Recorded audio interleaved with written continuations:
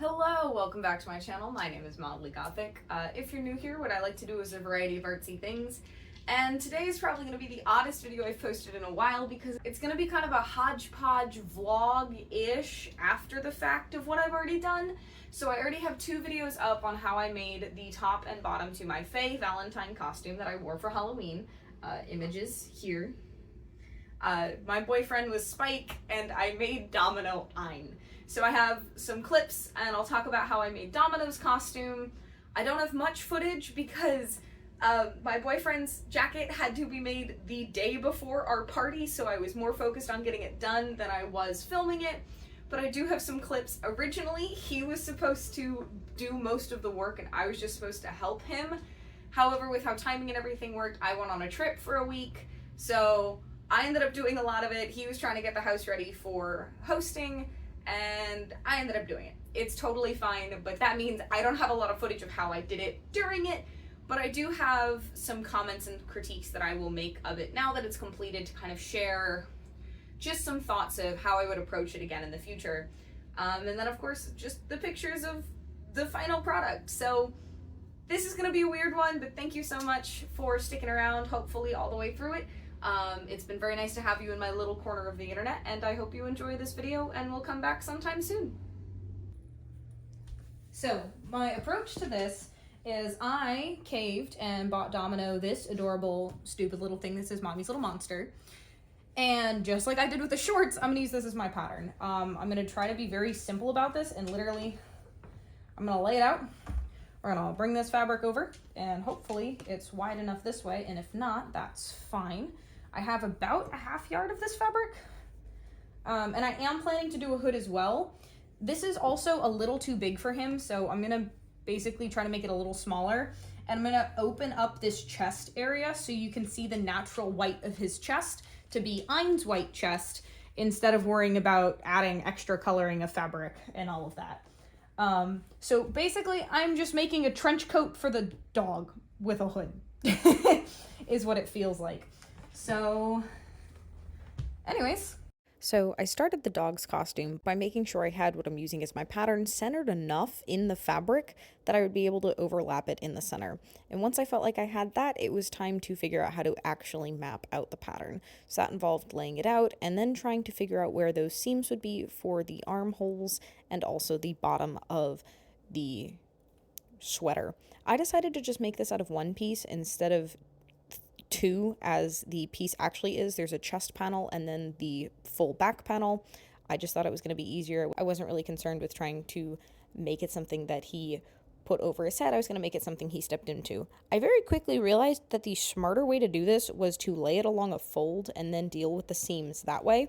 Don't know why it took me so long to figure it out, but I eventually did, because then I could just pin that whole thing together, make sure it stayed in place, and then cut out that outline that I had to get the full shape of the pattern.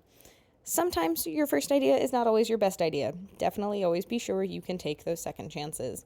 I did cut a little bit larger than my line, even though I wasn't really planning on hemming this. I just wanted to give myself the seam allowance in case I decided to, and if it was a little too big, it was a little too big. I then made sure that the armhole was the correct shape that I expected it to be, and then went ahead and cut those out at the same time. I decided to attach it in his center by using just a little piece of Velcro at that very bottom corner. It's just something that lightly holds it together underneath his belly, and then I didn't have to worry about it. Something to note with Velcro is put the scratchy side facing away from the body. You want the soft side on whatever is going to be facing you or your skin. So scratchy side out, soft side in. I patterned the hood kind of the same way. I did decide to make the hood into two pieces. It was just going to be easier because that's how the pattern I was using made it. So just followed the exact same lines for that. Made sure this wasn't lined up on a fold line. I made sure it was a little bit outside of the fold line because I was actually going to sew these two pieces up the back seam, but I cut this very close to the actual lines for the front of the hood because I knew I wasn't going to be concerned about hemming this. Again, at this point I'd kind of made the decision I wasn't going to hem it. Is it like only 10 minutes later from when I cut out the original piece? Yes, but still.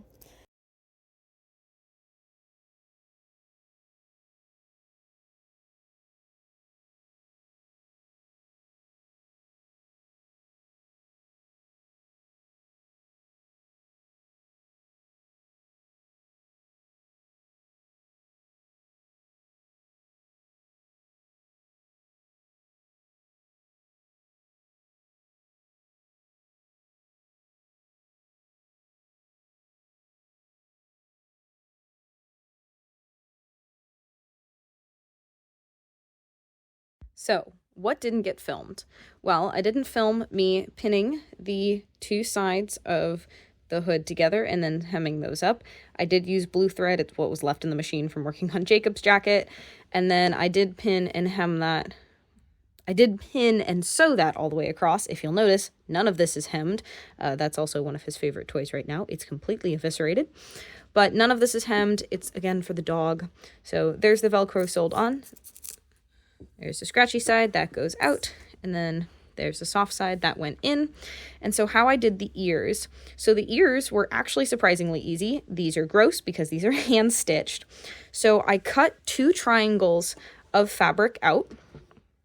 And then I cut 2 squares, I know my geometry, 2 triangles of fusible interfacing out that were just slightly smaller than the larger triangles, and fused that with an iron to the outer ear.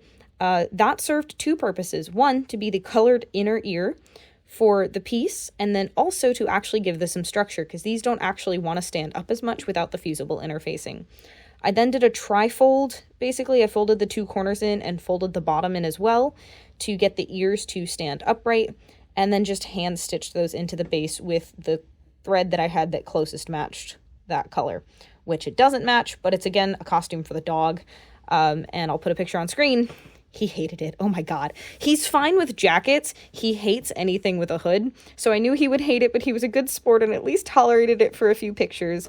But that's how I did the ears. It was just triangles that I folded to get those underneath. Basically folded the bottom up and then folded the 2 corners on top of it to get it to stand up. Not a great demonstration, but that's the ears. That's the hood. And that was all I did to turn my very not corgi into a corgi. So this mess of fabric is the jacket.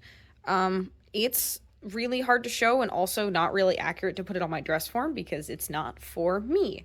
But basically for Spike's jacket, we have this blue fabric. I've decided to do an entire lining of it. So just like how I did my top and shorts, it's basically the same pattern.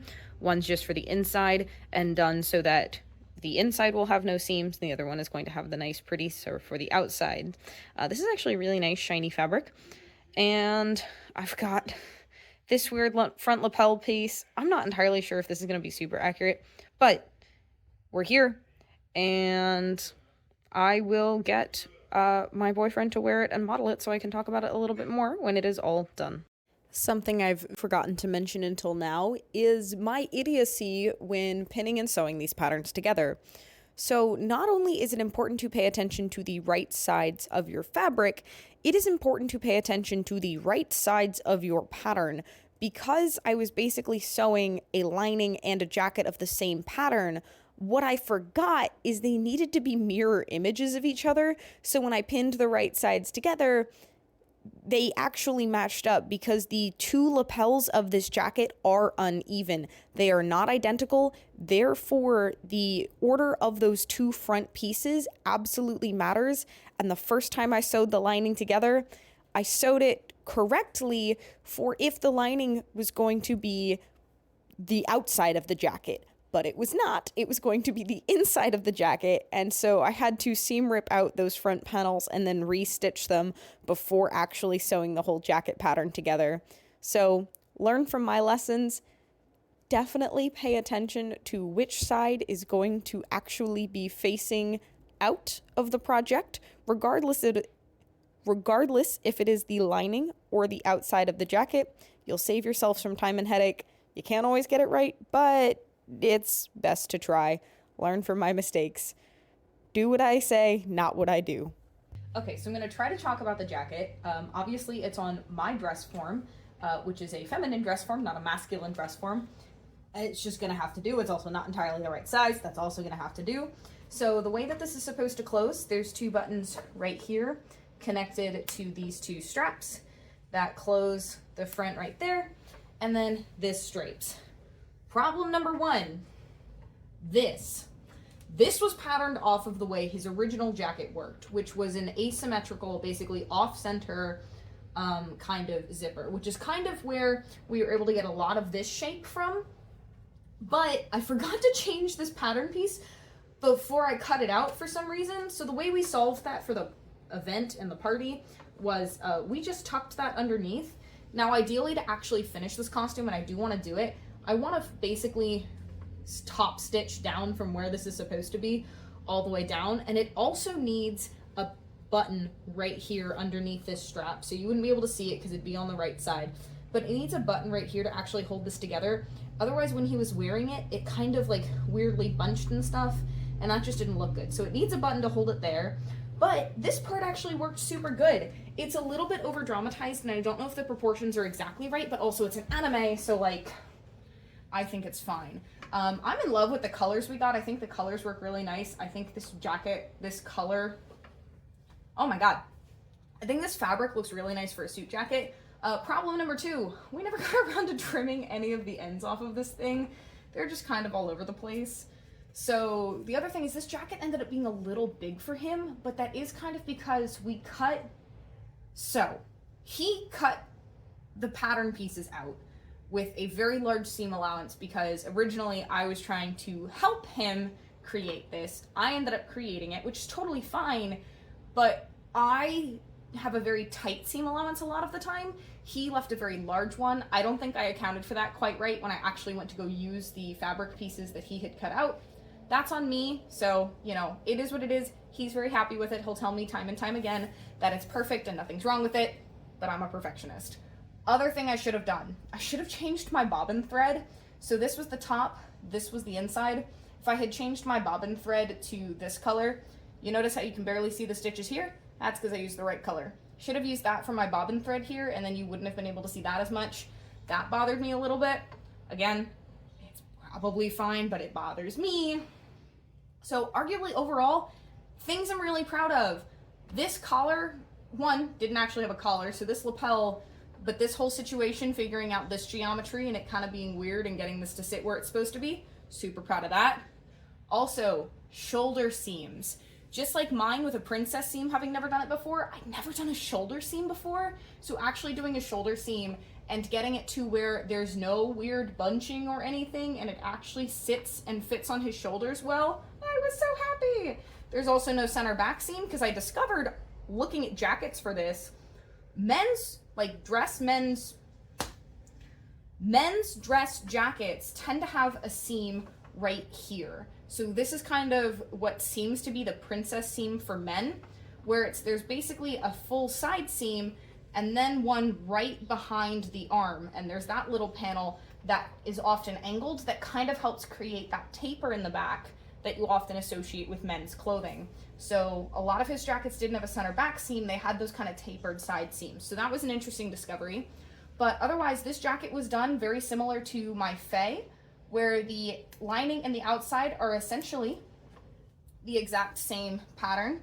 So there's no seams or anything visible on the inside. Everything is all nice and contained. You can just see the top stitch at the bottom because this entire thing was turned inside out through the sleeves. So you can see the seam on the inside there, but that is the only seam you can see, which is why as soon as you roll it up twice, you can't tell anymore and it goes away.